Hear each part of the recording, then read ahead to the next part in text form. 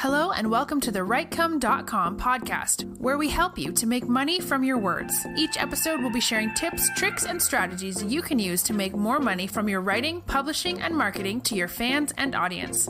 Let's get started with your host, Barry J. McDonald.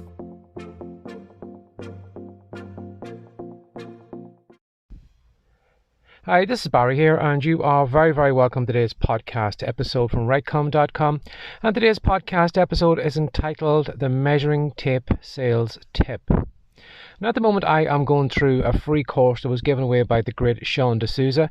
Now, you can find Sean over on psychotactics.com. Now, don't ask me to spell that name.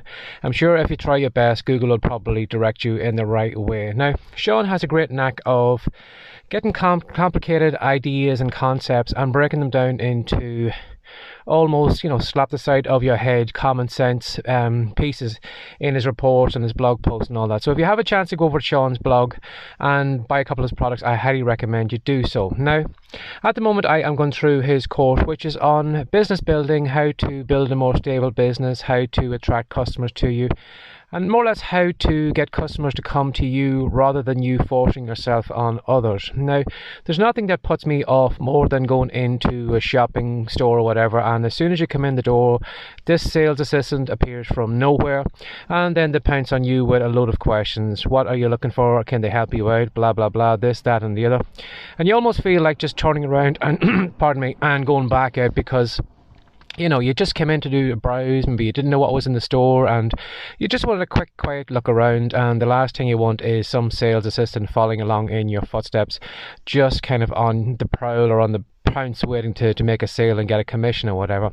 Now, Sean was just talking in his in his course about how to actually attract customers to you, in that making them feel like when it comes to making a buying decision, it wasn't that you forced your product on them, it was actually that they, made the buying decision themselves. And when you do it that way, do it the reverse way, you find that your sales are probably more frictionless, in that you don't have to force yourself on the person. Sales are probably a lot easier, and it's a kind of a lot easier route to do. Now, Dan Kennedy mentioned that many times in his content of attraction marketing, in that giving away free reports, giving away content, that you kind of get people to, take notice of you, start building a little bit of trust before they actually buy any of your products. Now, what I was talking about in the title of this podcast episode, the Measuring Tape Sales Tip. Now, one of the stories that Sean was telling at his workshop to the people that were there was about an offline business that was a lady who had a furniture store. Now, in her furniture store, she sold the usual things, bedding and sofas and all those different things. And when people would come into her store, she was aware not to pounce on them straight away. She was aware to let them come in the store, let them have a little look around.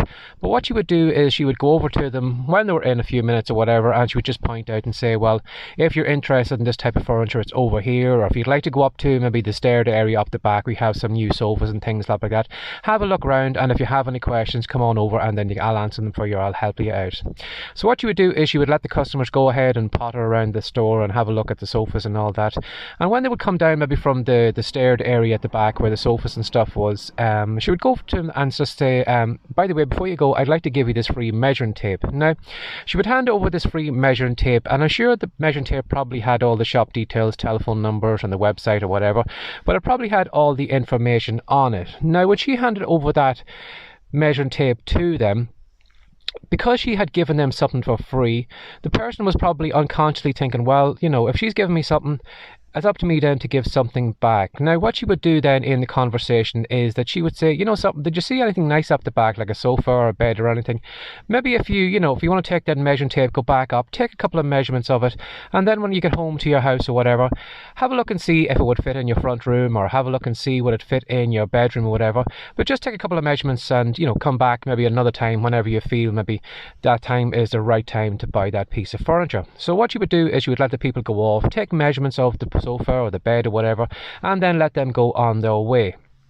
Now, I thought that was really, really interesting in that there was a couple of sales things I noticed in that idea. Now, first of all, going back to the measuring tape, again, it was probably highly branded, so it probably had all the details of the store and all the information, how to contact and how to come back to make a purchase. But because she had given them the measuring tape and because she had allowed them to play around with the sofa, take measurements of it, I'm sure at one point they were probably looking at the sofa and they weren't actually picturing the sofa in the store anymore. They were picturing it in their front room.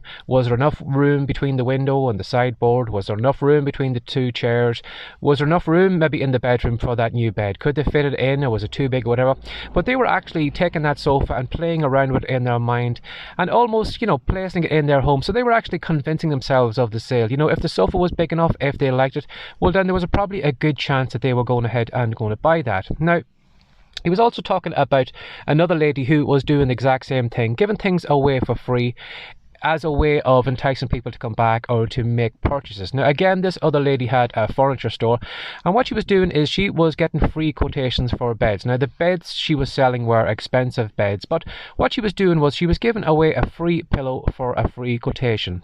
Now, what she would do is when people came in or whatever and they were interested in a bed, she would say, well, I'll give you a free quotation, have a look at the beds and tell me which one suits best or whatever, and we'll come up with a price or whatever. And as a free gift, for asking for a free quotation, you're going to receive this free pillow. Now, this pillow wasn't one that you would normally find maybe in a pound store or whatever. This was like a good quality pillow, so it was probably one of the pillows that you would find maybe at a hotel or whatever. So it was a good quality, fluffy pillow, and it had its own kind of presentation case. So when somebody would ask for a free quotation or whatever, she would give them the details, but you would also give them the pillow.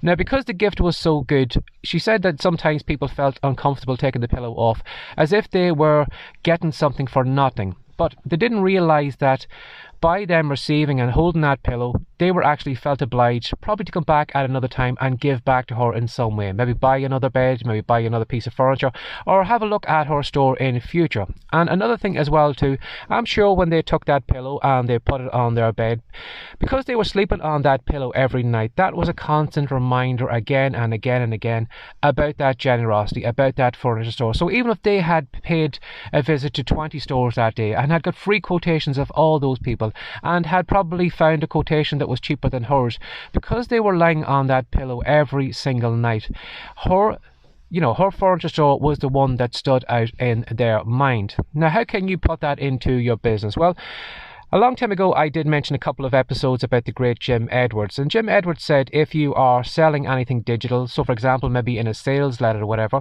what you need to do is you need to almost mentally lift your customer or your buyer from where they are over to the point where they are imagining your product in their hand, where they're imagining sitting down, going through your training course, or they're imagining reading through your book. What you're doing is you are letting them play around with it in their mind. So when it comes to them making a buying decision, they've already sampled it, they've already tasted it in their minds or whatever. If it's a recipe book or whatever, they probably have seen themselves cooking those recipes on the cooker or the training course or your fiction book or whatever, but they've already been in that world where they already owned that product. Now, it's almost like, again too, when you've ever gone around the shopping centre and you probably have seen those wee stands where somebody's giving away free samples of sausages or some kind of product or whatever, and you can test it out and you can try it out as you're walking around the store.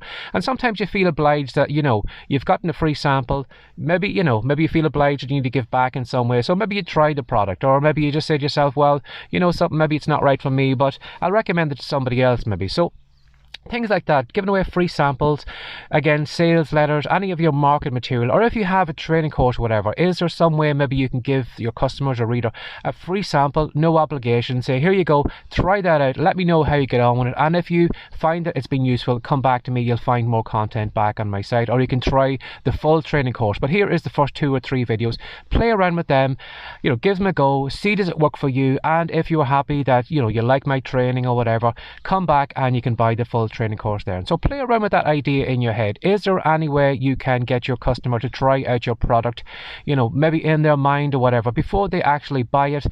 And by giving, they are probably going to feel obliged in some way to give back, but it'll also make your sales a lot easier in that you are not forcing them to make that buying decision. They are actually making that buying decision themselves. Now, an example of that, I would like to give you a free sample of some of my content today.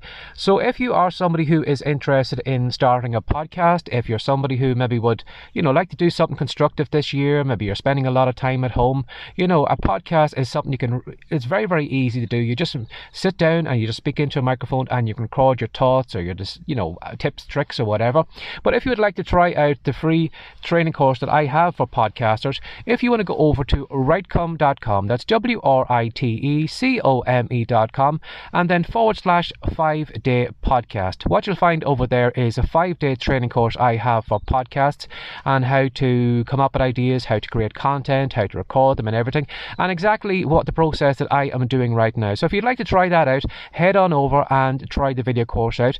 And again, if you like this podcast episode, or maybe you'd like to share that podcast training with someone else, feel free to share this episode or feel free to share that link with other people. The more people that do that, the better. And again, by me giving away this sample, hopefully I will make you aware of what type of products I make. So if it ever comes to a buying decision in the future where you're looking to buy some self-publishing content or maybe some training course on fiction writing or whatever, you can direct people to there or come back yourself and try some of my other products out there. So again, if you want to go over to writecome.com /5-day podcast, that's all one word, 5-day podcast, you'll find all the training over there. So as always, if you'd like me to cover anything in an upcoming podcast episode, feel free to send an email to barryjmcdonald@gmail.com. And as always, thanks for sharing your time again today. Take care and have a great day. Bye-bye. Thanks for joining us today. If you'd like more from the writecome.com podcast, be sure to subscribe now for more tips, tricks, and ideas you can use to make more money from your words. See you in the next episode.